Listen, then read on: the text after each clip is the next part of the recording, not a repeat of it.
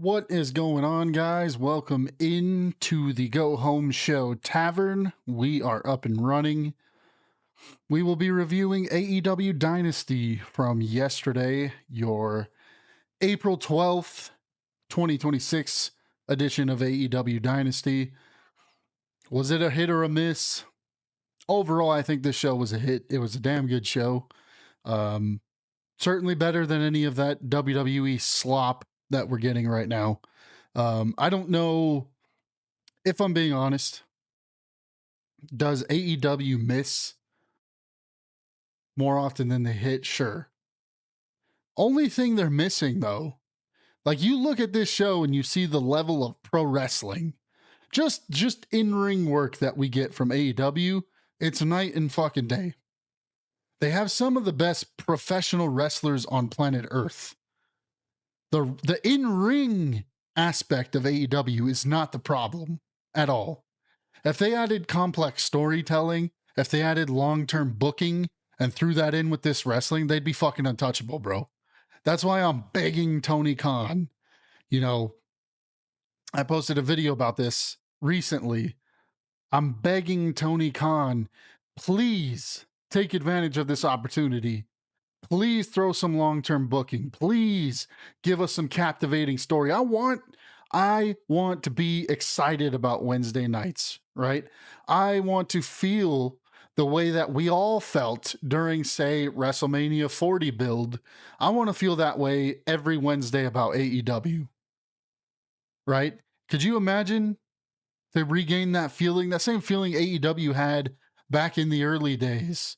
Back when, they had the Inner Circle and, I was figuring out how I was going to get tickets to the show because it was can't miss. It was can't miss television week in and week out. If Tony Khan would just incorporate some of that again into this current product, it's a wrap, bro. Like, honestly, WWE is on their fucking knees and they're there for the taking, Tony. If you play your cards right, the king of pro wrestling would be you and AEW. Let's get into this review, man. I'm going to start off in a place that I didn't hear very many other creators in the IWC, if anyone, start off with this. I'm going to start off with something that kind of blew up out of proportion, if you ask me, on social media yesterday. It was a quote from Roman Reigns, of all people. He was doing an interview and he was asked during said interview about AEW. This was his response. It did trigger quite a few people. So if you were triggered by this, I apologized, for making you relive this again, but it's my fucking show and I do what I want. So here we go. He was asked about AEW. Roman Reigns' response was, "There is no true competition for us. There are other promotions and places to work in wrestling. But if you want to be in the top show and you want to be considered at the very tippy top of the mountain, you have to be in WWE. I've done everything you can do there. But you still continue to dominate the scene and still be the number one guy. The moment they think you've done everything you can do, you can still pop up and show them, here is another layer. Here's another little sliver of entertainment that you didn't think, or we can evolve the culture a little bit one way or another." What did you think he was going to say is my question to everyone who was up in arms over what he said. Did you expect Roman Reigns to go into this interview and be like, hey, I know our product is kind of shit right now? No, that's TKO's job. That's Pat McAfee's job to remind you how shitty their product is. Of course, Roman's going to say that it's the king of the mountain. And there are, make no mistake, there are some aspects where Roman Reigns is correct on this. From a just the amount of people that watch WWE, and from the aspect of the history that WWE has, right? Obviously, even though these days they're losing more fans than they're gaining. But what did you think he was going to say? He's one of the top guys in WWE right now. So of course Roman's going to say WWE is the tippy top of the mountain. Of course he's going to say that. Anyone who was offended by this or up in arms by this, you fell for Roman Reigns' rage bait, hook, line, and fucking sinker. And if it made you upset, then that's your own fault. That's what he was going to say. He was never going to say anything else. On to more important matters. I will not be reviewing the pre-show here. I will start on the main card. The only issue I had really with the main card was it was too fucking long. That was it. If you cut off an hour of this show, it would have been the perfect show. And I think it easily could have been done. If you had cut off an hour of this, I would have went home and been like, man, that's the best show of 2026 so far. Started off with the Young Bucks versus Takeshita and Okada. Match started off with Okada and Takeshita. They shook hands. And we got into the action. Matt Jackson did a simultaneous arm drag and head scissors, like he does on both Okada and Takeshita. Double German suplexes on Takeshita, followed by a springboard moonsault to the outside. Looked beautiful. The Young Bucks, man, they have not missed a beat. I mean, whether you like them personally or you dislike them as people, as EVPs, in the ring, they are still one of the very best tag teams on planet Earth. And tag team wrestling is kind of like a lost art form at this point, right? It's something that WWE definitely doesn't respect to the level that they should. That's why you have Damian Priest and R-Truth as tag team champions on SmackDown. That's why you hardly ever saw the Raw tag team titles for how long? And it seems that way in almost every company. Like having legitimate tag teams that are just the classic, we're a tag team and we're going to be the best on the planet. And tag teams that understand tag team wrestling. You don't really find that very often now. You know, it's lost among wrestling companies, and it seems like a lot of wrestling companies don't value tag team wrestling the way that they should. You know, I remember growing up, I was a big tag team wrestling guy. Me and my little brother were supposed to beat the Usos at WrestleMania for the tag team titles. That was our life goal when we were kids, right? But and we would have. But the tag team wrestling that the Young Bucks give you, that FTR gives you, teams like that is so lost now. And it's sad, right? What happens when those teams go away? Are we just going to get nothing but mix and match tag teams or just guys that don't really get it? So the Young Bucks deserve a ton of credit for that aspect alone. Just the fact that they are a classic tag team and they understand what it takes to put on a good tag team match. And I think they don't get enough credit for that overall. Whether you like them, you don't like them, they have egos like anybody else. But in that ring, you're not going to find anyone better as far as tag team wrestling goes than Matt and Nick Jackson. So then we get Okada. He hit a low blow on Matt Jackson to gain back some of the momentum here. Takeshita bounced Matt Jackson's head off of the announce table, and then Don Callis gouges his eye as the ref was distracted by Okada and Nick Jackson in the ring. Okada put on the Young Bucks entrance vest and the headband, and he went to the corner. He goes to the corner. He pulls Nick off.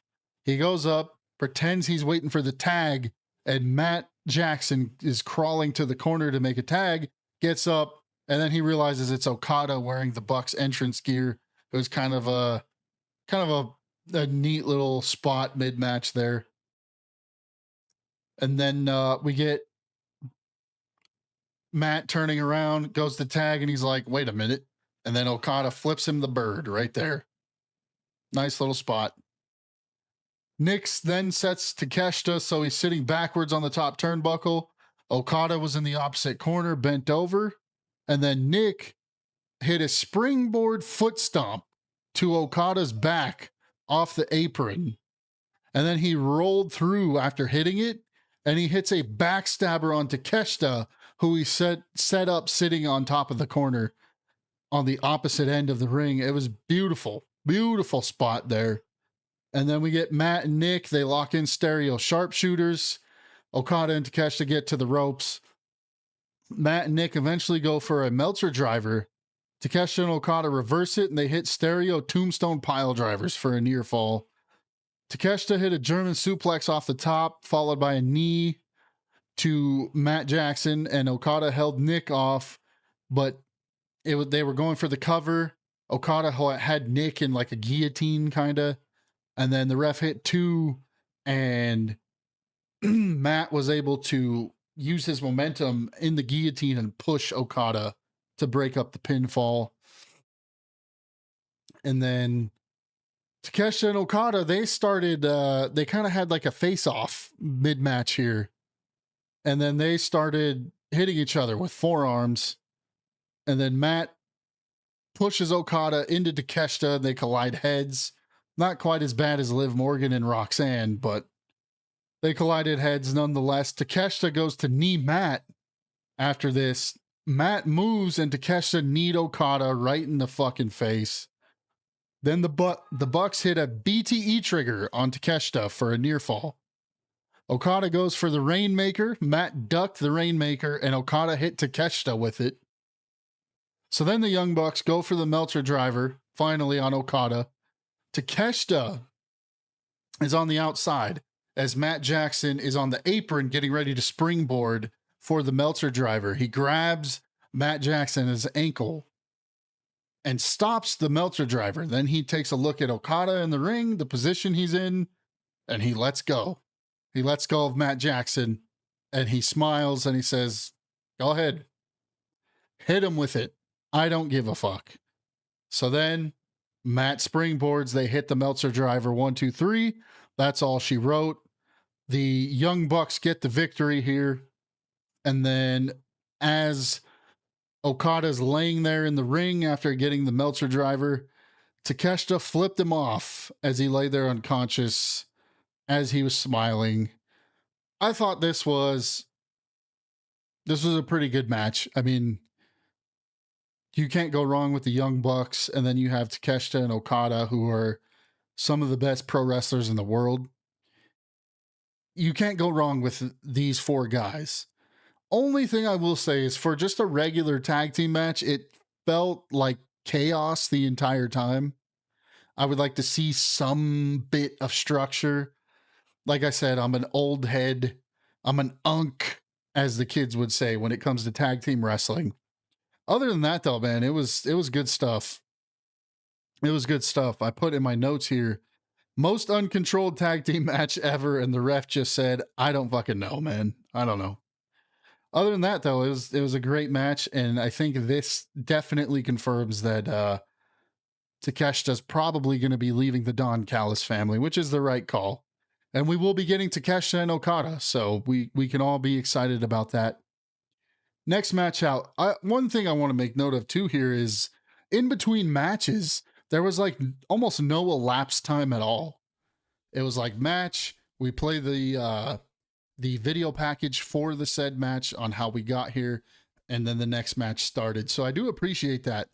I think if Tony would just maybe cut off an hour, these shows would be perfect. Perfect. Next matchup was Jericho versus Ricochet. This match was made official on Wednesday. If anybody saw that segment where Jericho brought back the list for one night. Jericho came out, everyone was singing Judas and not half-assed like they were on Wednesday. I don't know if you guys remember that, you know, the whole Judas in my mind. No, everybody was actually singing it the proper way this time. Sounded great. There's about 2 minutes of the crowd chanting bald at Ricochet. And then Jericho grabs the camera and he points it at Ricochet and he says, "He's bald." Some people might have found that humorsome. I thought it was a little lame. It's a little on the lame side. But they start getting into the action here. Jericho and Ricochet are running off the ropes, ducking each other's moves. Ricochet then hit his superhero springboard landing where he feints like he's going to do a springboard and then flips and does his superhero landing.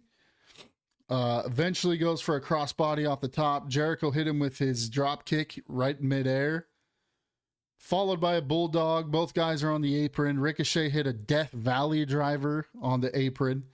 Kind of crazy for a 55-year-old Chris Jericho to be taking a Death Valley driver on the apron. So kudos, man. I mean, Jericho looks like he's in great shape. Looks like he's taking it seriously.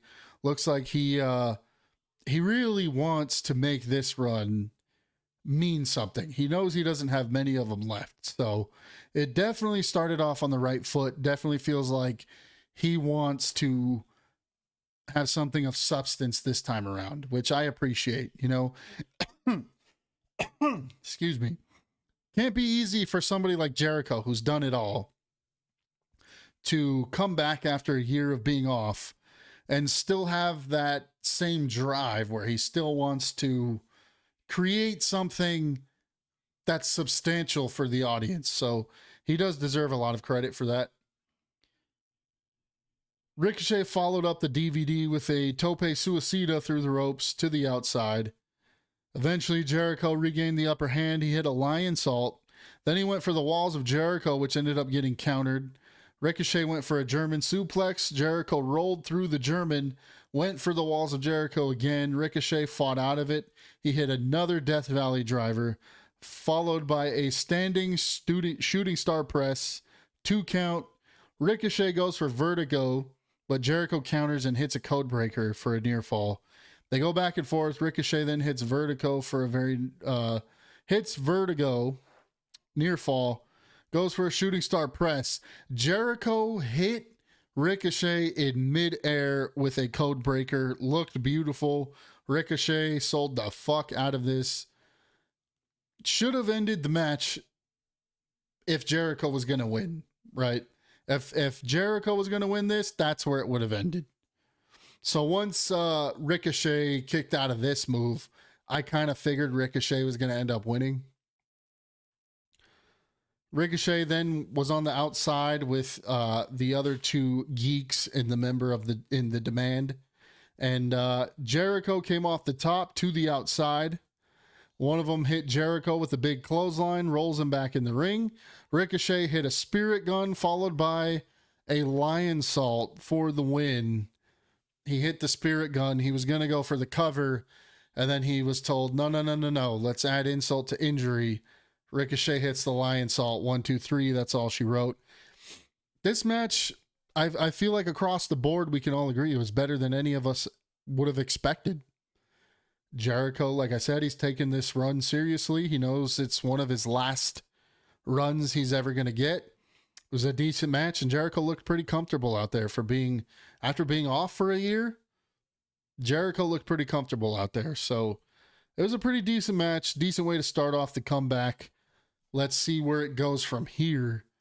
Ricochet was a pretty decent choice for Jericho's first opponent back. So Next up, we get Andrade versus Darby Allin. There were Darby chants before the bell rings. Andrade got Darby in a surfboard stretch and then dropped him on his face. Andrade then mockingly laid between the top rope and the second rope, like he was relaxing on a hammock. Darby ran from the other side and just plowed through him head first. And the way Darby Allin landed on the outside, I mean, you know how Darby Allin does Darby Allin things, but it looked like Darby fucking killed himself. It was crazy. He landed face and chest first on the outside. Andrade then gets Darby into a suplex position and walked up the steel steps holding Darby, placed him on the turnbuckle there, hit him with a chop that sent Darby back off the turnbuckle, back into the ring. Then he saw a female member of the audience who he took a selfie with. Took a selfie, was flexing. She gave him a peck on the cheek. Then all you see is Darby Allin come down right on top of Andrade's head. Looked pretty brutal. I mean, the landing, I thought Andrade was definitely going to get up with a stinger or something in his fucking neck from the way Darby landed on top of him. Then they go into the crowd. Now, this is the spot.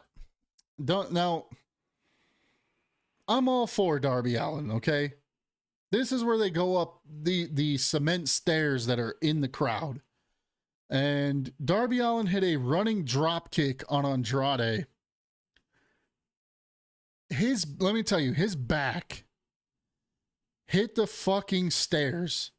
And it was so loud, you hear his skin on his back make contact with the edge of these concrete stairs. It sounded fucking brutal. Brutal. And then when they get back in the ring and the Darby's back faces the camera, you see that fucking red mark on his back. Man, you know that had to suck. You know that had to suck to take that.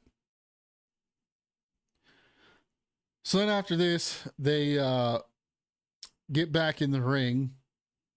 I mean, you really heard Darby's spine hit those fucking stairs. That sounded awful. Couldn't pay me enough to take that fucking spot.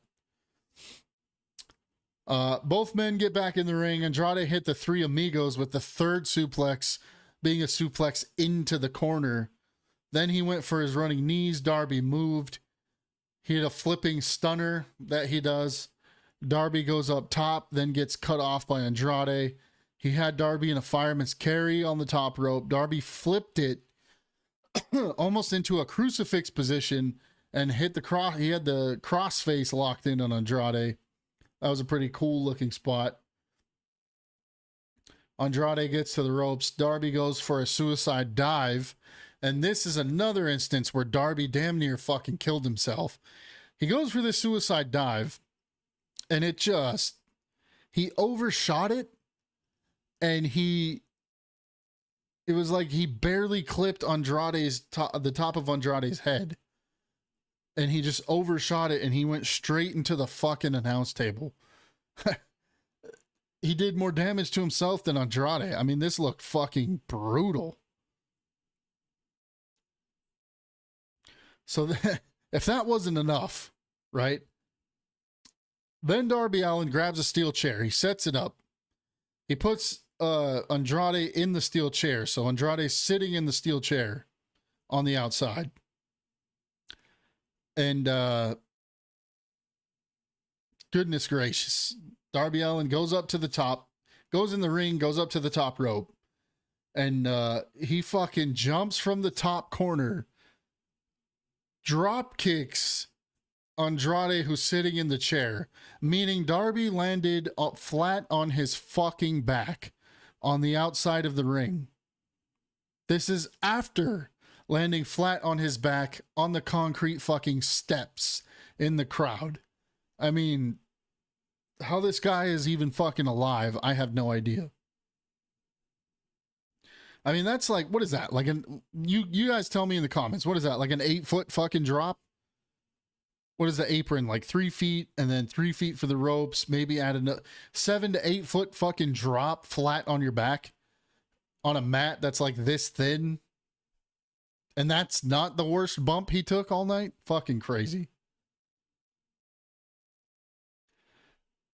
Darby crawls to the corner eventually. Andrade hit his running knees. They always look brutal every time. Got a 2 count. Then Andrade reveals the golden trunks there. It's kind of... Some people enjoy this type of shit. For me, it's a miss. This spot is always a miss, regardless of who does it. When he was taking the pants off, they got caught on his boot, and he took 3 whole fucking business days to get the pants off. It's another reason why I think it's a stupid spot, but to each their own. Andrade hit his double moonsault where he goes for the moonsault off the top, sticks the landing, and then hits another one standing moonsault in the ring. Another near fall on Darby. Darby then gets Andrade in a scorpion deathlock position.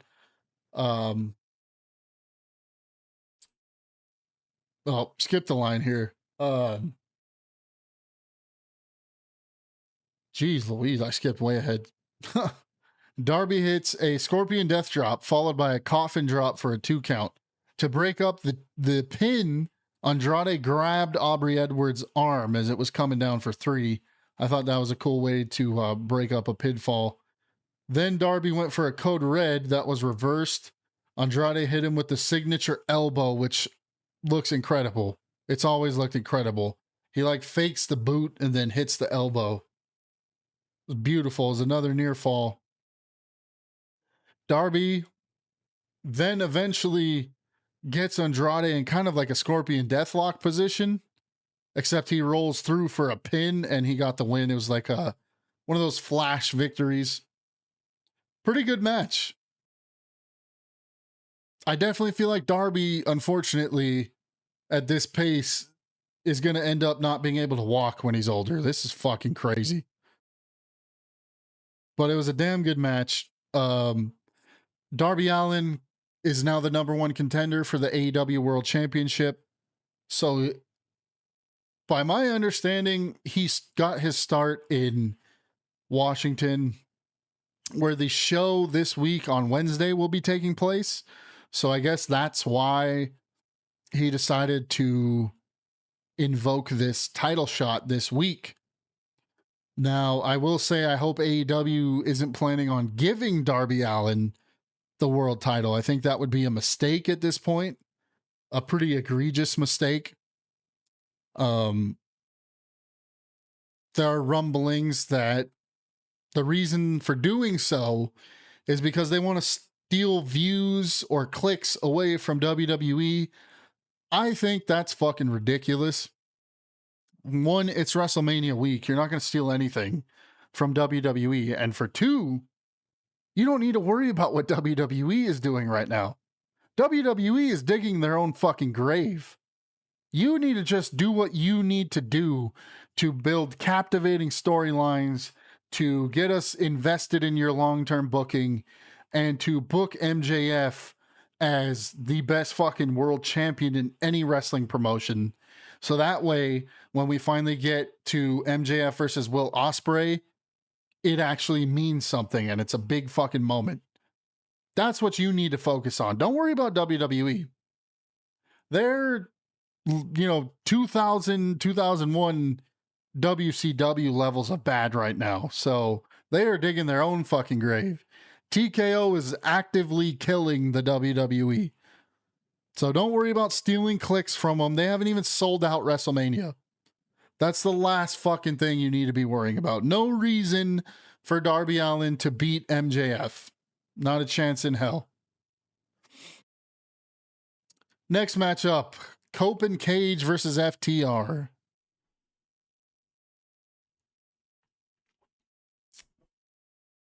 Crowd was singing Edge's theme song. Not very well. Not very well. They it was like halfway through the song they forgot the fucking lyrics. They just forgot the lyrics and stopped singing it. We've been hearing this song for 20 fucking years now. And you guys forgot the lyrics? You got to be fucking kidding me. Come on, man. How are you going to forget Alter Bridge? It's an automatic fucking foul. Match started off. Everybody was brawling. Wheeler hit a Randy Orton style draping DDT. Harwood comes in, takes control. Cope finally tags in Christian, who immediately choked out Dax and Cash on the middle rope. Cage grabbed the ref and mule kicked Dax, where he's talking to the ref and throws a mule kick behind him. Then he dove off the top to the outside on both guys. Then he hit a kill switch on Dax. Cash broke up the pin to 2. Then Dax and Cash immediately start attacking the left arm of Christian, obviously playing off of this last Wednesday when they had the chair wrapped around Christian's arm and stomped on it.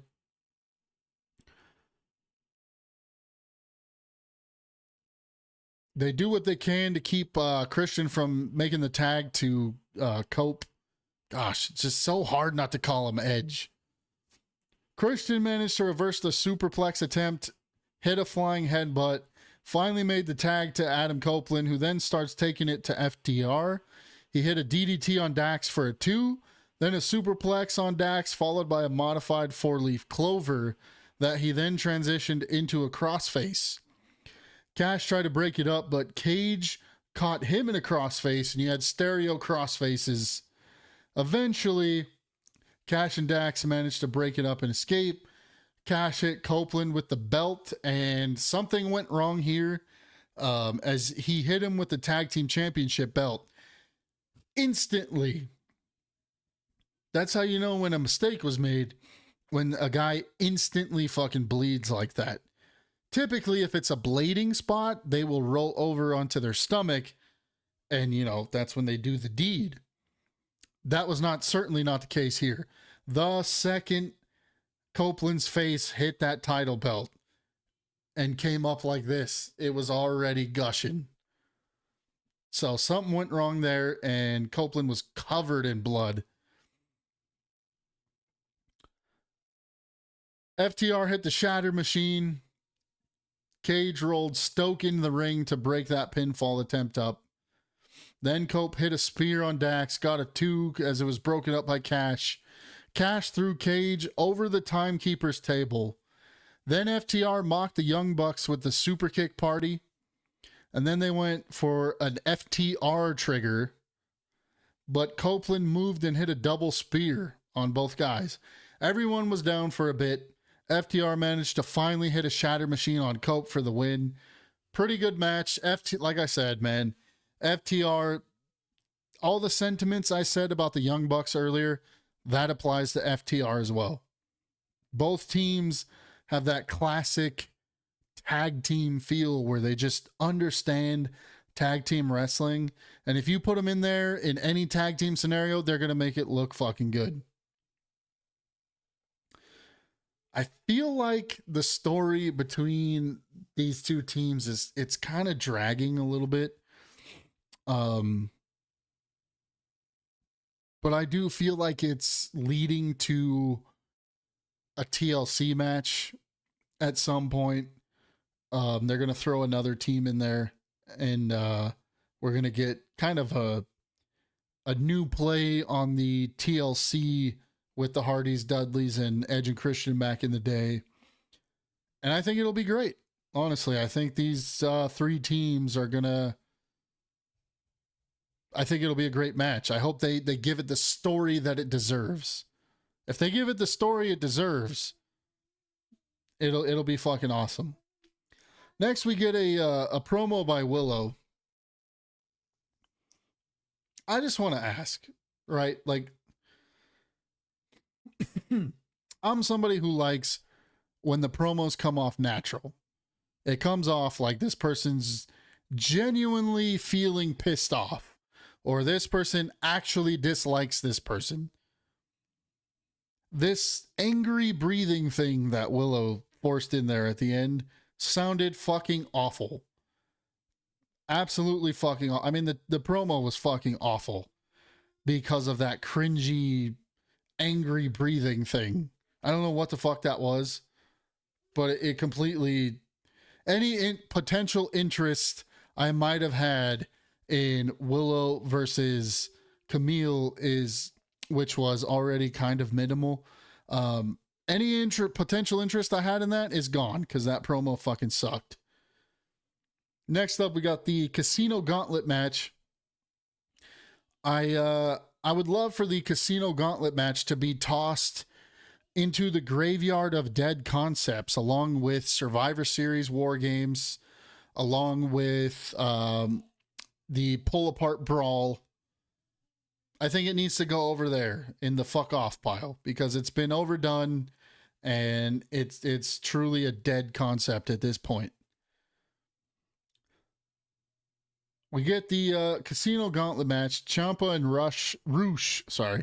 Roosh started as 1 and 2.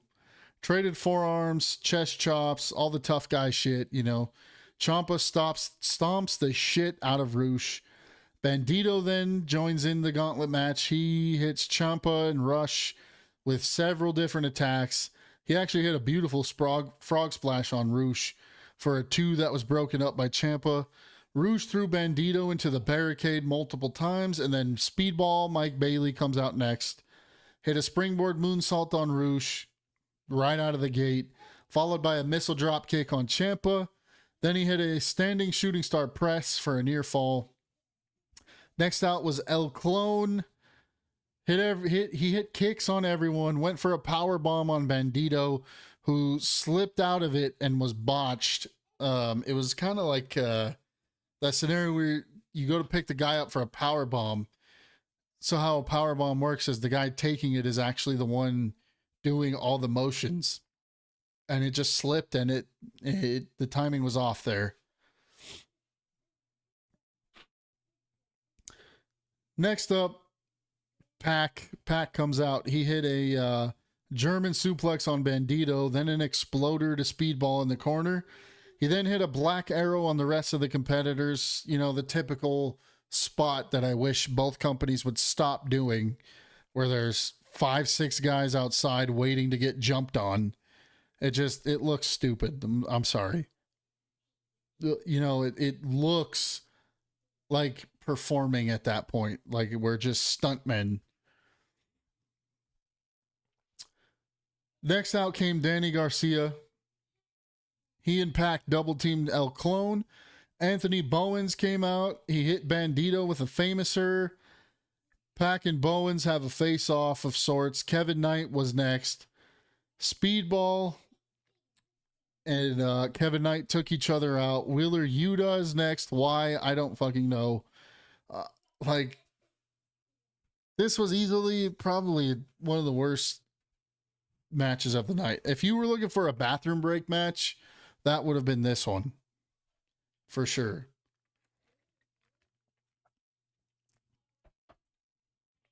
So,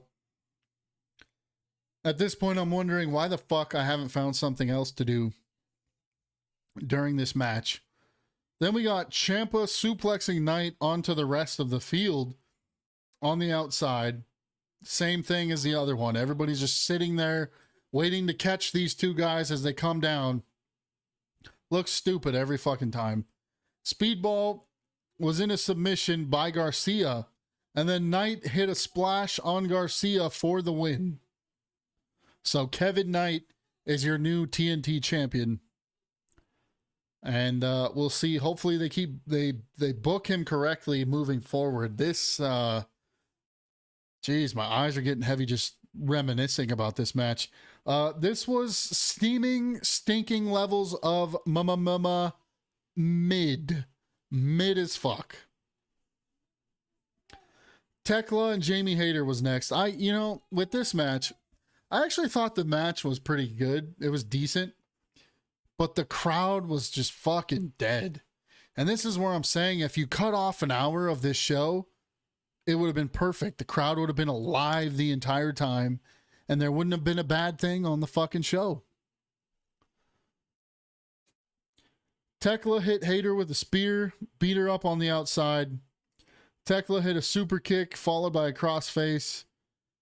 Hit her with a slap across the face. Then she locked in a Black Widow. Hayter got to the ropes. Tekla hit her with a big boot to the side of her face that looked fucking brutal. No way Hayter didn't feel that the next day. Or, in that moment, it was probably numb. But it looked like she really fucking caught her with her boot. Tekla hit a suplex on the apron. The crowd wanted Hayter to win. She almost did with this sit-out powerbomb. Tekla rolled her up for a 2. Hayter goes up top. Tekla cuts her off and slapped the piss out of her.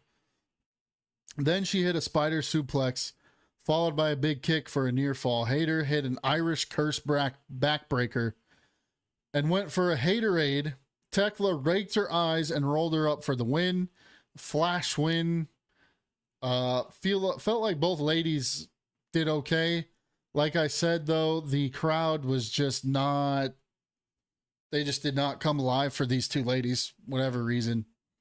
It happens. It was a decent enough match. Tekla retains.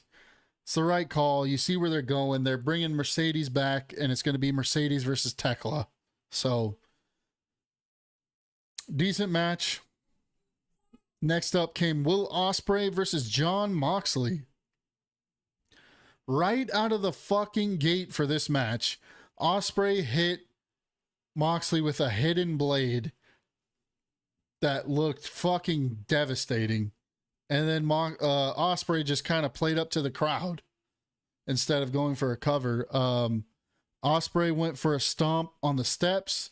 Moxley reversed, hit a paradigm shift on the outside. Sleeper suplex inside the ring. Moxley then attacked the neck.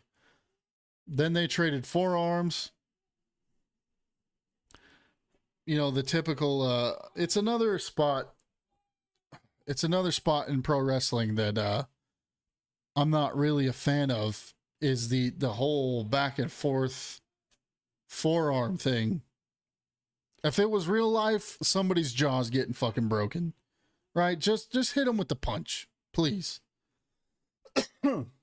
Ospreay hit a phenomenal forearm. Ospreay goes to the top, gets cut off by Moxley, fights him off. Then he does a springboard and is met with a huge forearm by Moxley. Moxley has him in a choke. Moxley hit a pile driver for a 2 count. Went for a sleeper suplex again, but off the top rope.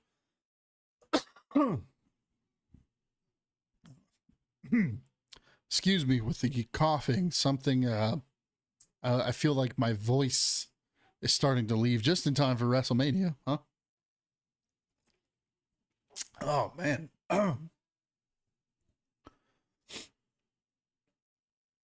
Where the fuck was I at? Ospreay goes to the top, gets cut off by Moxley, fights him off, and then does a springboard and is met by a huge forearm by Moxley. Moxley has him in a choke, hit a pile driver for a 2 count. Moxley went for a sleeper suplex off the top rope. Ospreay landed on his feet, went for the hidden blade. Moxley ducked it and hit a snap sleeper suplex. Son of a bitch. Ospreay floated over. They were running. Ospreay floated over. Where somebody goes for a clothesline and he grabs their arm and floats over. Hit him with the sit down power bomb for a 2 count. Ospreay went for a springboard cutter. Moxley caught him, turned it into a paradigm shift. And as Ospreay was going down from the paradigm shift, so Ospreay takes the paradigm shift. The way he sold it, he takes it, he stands up, immediately gives him a hidden blade. It looked really good. Usually, I'm not a fan of the get hit with a move, no sell it, and then hit him with another move, and then both guys are down. Usually, I'm not a fan of that. But the way Ospreay did this, where it was super quick, didn't miss a beat, and he was like mid-selling a move when he hit the hidden blade. This one I didn't have a problem with. I thought it looked pretty cool. Then Ospreay hit a super kick. Jackknife covered Moxley. And as Bryan Danielson put it, used it as a feint. He faked like he was going for the win. Then he flipped back from the jackknife cover, picked Moxley up, and hit a Styles Clash. That was also a cool spot. Got a 2 count, hit another hidden blade for a 2 count. Then they announced 5 minutes remaining out of the 20-minute time limit. This is a Continental rules. So then Moxley gave Ospreay a pile driver on the steel steps. The referee counts, and Ospreay just made it back in before the 10 count. Moxley hit 2 paradigm shifts for another 2 count, and then finally hit the Death Rider for the win. Not a fan of Ospreay losing his first match back, but if you watched Dynamite and you saw the chaos, tornado 8-man tag match that was on Dynamite, Ospreay pinned John Moxley, so it kind of gave away the result to this match. I'm a huge Ospreay guy, though, so I'm not a fan of him coming back, but it is what it is, man. He's going to be fine, and I still think the train is chugging right along for him to beat MJF for that world title at Wembley. Next up, we got MJF versus Kenny Omega. MJF went for Salt of the Earth right out of the gate. Omega goes for a one-wing angel. Omega hit a crossbody, and then MJF bails out, takes his time getting back into the ring, typical heel fashion. MJF hit an eye rake. Kenny hit a Hurricane Rana, bailed out again, walked around the ring. Then Kenny hit him with a baseball slide, followed by a splash to the outside.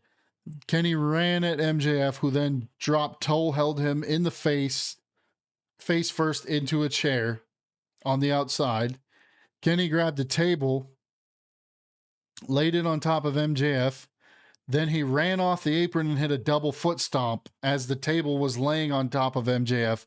That was a cool spot. It was kind of a throwback to, if you saw in the New Japan Wrestle Kingdom match with him and Okada, the famous, what Meltzer give it, 27.5 stars or whatever the fuck he gave it. It was kind of a throwback to that spot. Then he set the table up on the outside, put MJF on it. Right as he was about to jump, MJF got up, cut him off at the top rope. MJF hit a pile driver on Kenny. Kenny then hit You Can't Escape for a 2 count. MJF rolls out of the ring. Kenny hits a tope to the outside. Goes for the one-winged angel. MJF reverses, leaps up to the top. Kenny tried to set up an avalanche one-winged angel. MJF reversed it. Tried to set up an avalanche tombstone. Kenny then reversed it. Tries to go for the sunset flip power bomb, but MJF stuck the landing, landed on his feet, gave him a super kick, and then hit Kenny with the poison Rana and then a destroyer. MJF, just he's the best in the world, man. I mean, it is what it is. I know CM Punk likes to try to claim that title, but MJF is the best on planet Earth. On the microphone, in the ring, everything put together. He's the total package.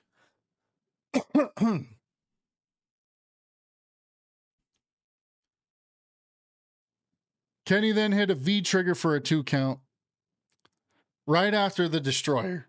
So he no-sold the destroyer, then hit a V trigger.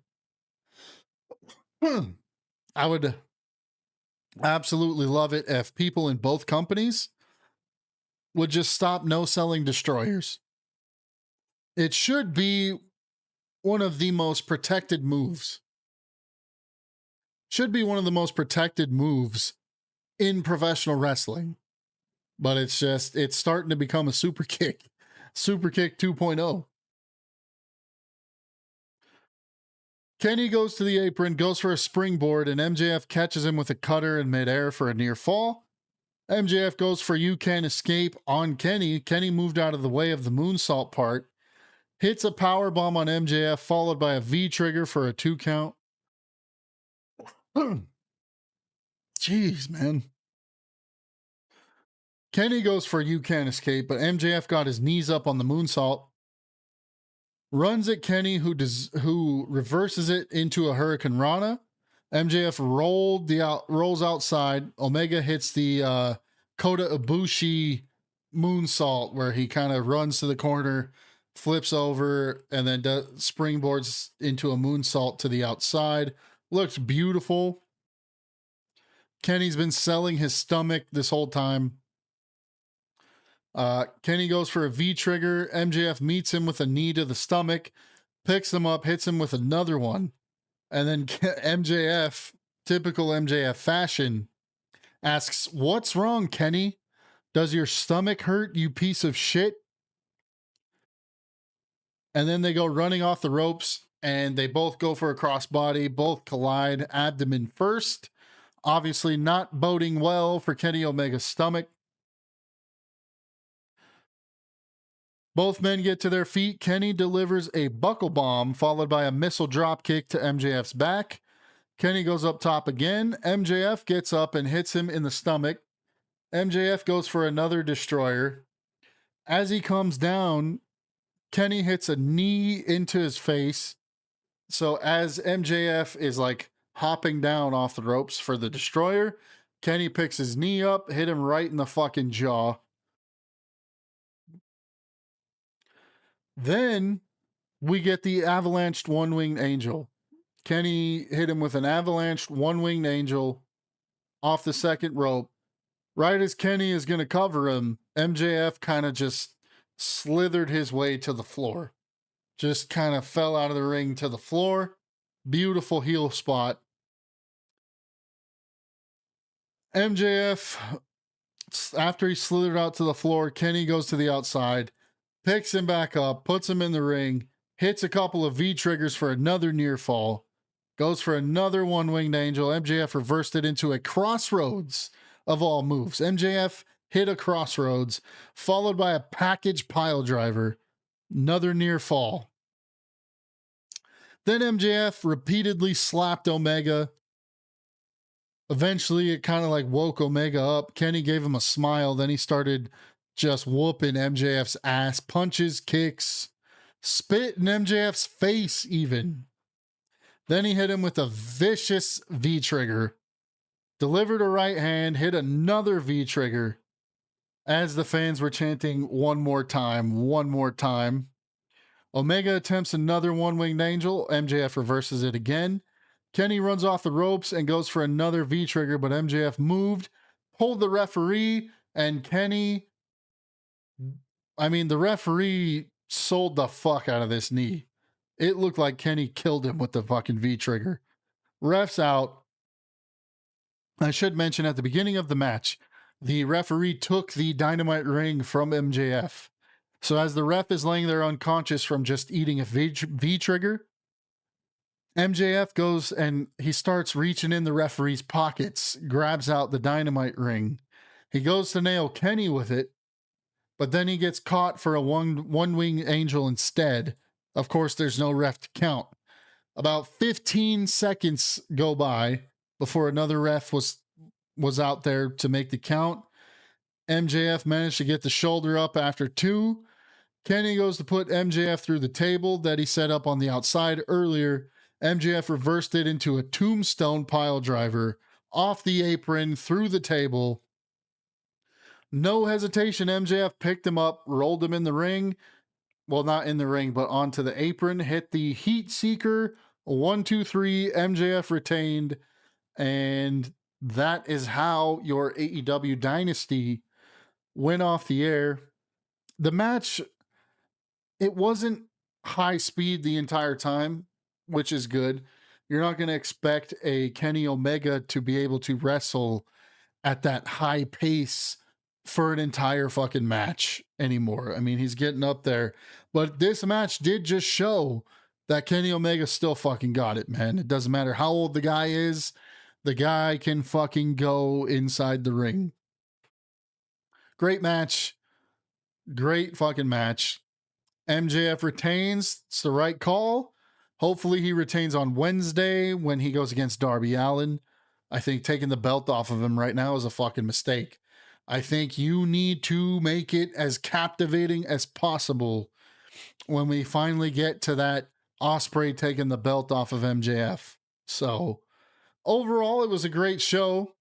Certainly better than any show that WWE has put on in quite some time. And that's just a fact of life. Just pains me a little bit because it goes to show you that AEW has no issue putting on good shows. If they would just throw story into these shows, if they would just throw long-term booking into these shows, oh man, they could be the best wrestling company on planet Earth. Easily. Do I think at currently where we stand is AEW the superior product? Obviously it is, because WWE has no idea what the fuck they are doing right now. But if AEW would just give us storytelling, long-term booking, man, this is, and then the matches end up like this at the pay-per-views, forget about it. You would put WWE out of their fucking misery. So WWE is an embarrassment. Dynasty shows you that AEW really does have the talent in place on their roster to make things really tough for WWE. So I'm begging Tony, get rid of the yes men, get people in there who give a shit about the product, who want to see you succeed, get people in there who care about long-term storytelling, who care about long-term booking. That's what pro wrestling, if you look at any boom period in pro wrestling history, if you look at any storylines that we have deemed good stories that we have been captivated by, they check all of these boxes. So if we could just incorporate some of this and then have pay-per-views like Dynasty, it's a wrap, man. It's an absolute wrap. So golden opportunity for Tony Khan. Will Tony Khan take advantage? That's the question. We shall see. Let me know what you guys rated the show. If I'm giving it, out of 10, overall, I'd give this show like 7.5, 8, somewhere around there. It's a pretty good show. Best wrestling show I've seen in a long time. And hopefully AEW capitalizes off of this. And moving forward, they become what I know that they can become. Don't get mad, AEW fans. Don't get mad. I'm on your side. I am on your side. I want AEW to succeed. I don't want to be miserable Mondays and Fridays and fucking WrestleMania weekend. I don't want to be miserable during all that. So please, if AEW would just succeed, heed my advice, they could be the best wrestling company on planet Earth. And that's all I want. I'm on your side. Don't shoot the messenger, bro. Don't shoot the messenger. All right. I'm going to get out of here. I will be posting quite a bit this week as it is WrestleMania week. So IWC, thank you for watching this AEW Dynasty 2026 review. I am Cy the Guy as always. Catch you next time. Don't forget to like this video, comment what your thoughts were on the show, comment what your thoughts are. If you think I'm an asshole, whatever you want to say. We do not block or limit free speech on this channel. Thank you. And don't forget to hit the bell for notifications. I will be live. I don't know about live, but I definitely will have videos up pretty much every day this week. So don't forget to subscribe, guys. It's coming. Pretty soon, before you know it, you stick with me. You stick with me in this channel. Before you know it, we're going to have sponsorships. Before you know it, we're going to be going to live shows, and I'm going to be right there in the crowd with you guys. So let me know down in the comments, what do you think of the show? I thought it was a great show. I thought it was a great show. I think AEW has a real chance to grab the wrestling business by the balls and basically do whatever they want with it. So see you guys next time.